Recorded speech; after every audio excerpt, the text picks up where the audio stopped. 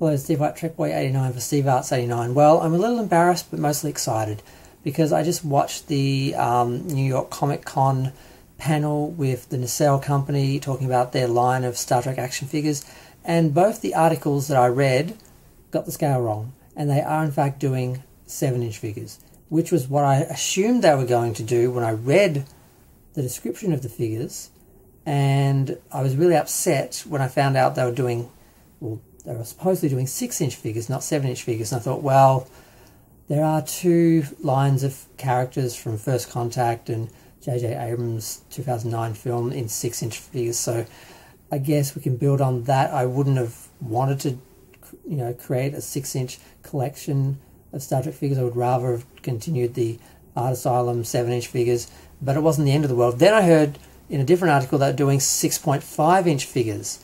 And I'm like, oh, for God's sake. So they won't match in scale the 6-inch figures, and they won't match the 7-inch figures from Art Asylum or Playmates who did the 6 inches.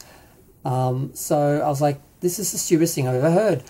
This doesn't make any sense. And I actually said towards the end of my video, this must be a mistake. I'm hoping this is a mistake, because this is just too stupid, because the whole point of the line is we're going to do the deep cuts, we're going to do the figures that you don't have to add to your collection, instead of just doing the same figures over and over again that you've already got, or like in the same scale or a different scale or whatever, because we just want you to buy those figures and those are the ones that sell, and we just want you to buy them again, or we're just aiming for new collectors and not caring about the old collectors who've started 5 different lines that they want to finish and get all the characters to.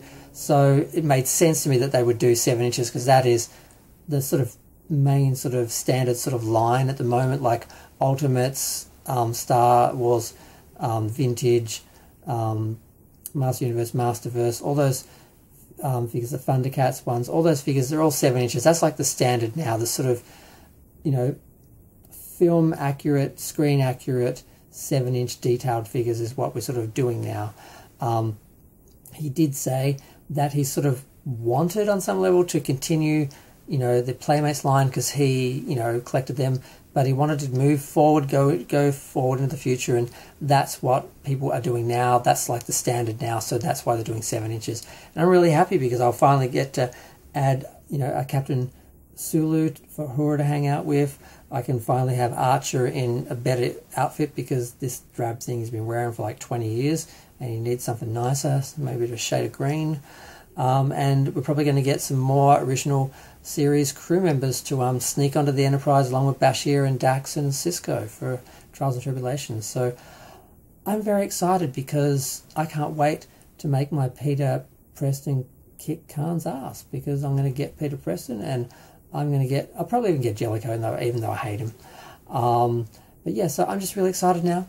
This is how I felt when I first heard about the line and read the article. At first I thought it was, in my head 6 inches was the line, and I realised, no, it's 7 inches. This is wrong. The article was wrong. Then I saw the selection, I'm like, oh my god, these are great, these are going to go so well with the other figures. But then I had to remind myself, they're 6 inches, it's a whole new line, and they said 6.5. I'm like, but they won't match the 7 or the 6, this is a nightmare. And I'm glad that I was so hyped. Well, basically it took 3 attempts to do that video, because I got really upset and just ranted on another level over the stupidity of doing a 6.5-inch line and not allowing fans to continue either at the 6-inch line or the 7-inch line. And by the time I did that video, I was kind of tired, so my ranting came down a few levels. So not that many people watched the video, but at least it's not as embarrassing as it could have been. But yeah, I'm just really glad to report that yes, they're doing 7-inch figures. We can continue on collecting on that scale, and it's going to be awesome. And I can't wait to get them. So yay, I'm excited about a line of Star Trek figures. I haven't been excited about a line of Star Trek figures for 20 years. And when they were doing Art Asylum figures, when they were doing the original series characters and the movie characters, that was the last time I was excited. I liked getting the Enterprise figures, but mostly because I hated the uniforms, I wasn't that excited about them. Original series, movie series, awesome. I think someone did some ultimate size ones of Next Gen, and Art Asylum did a few Data and Picard from Nemesis.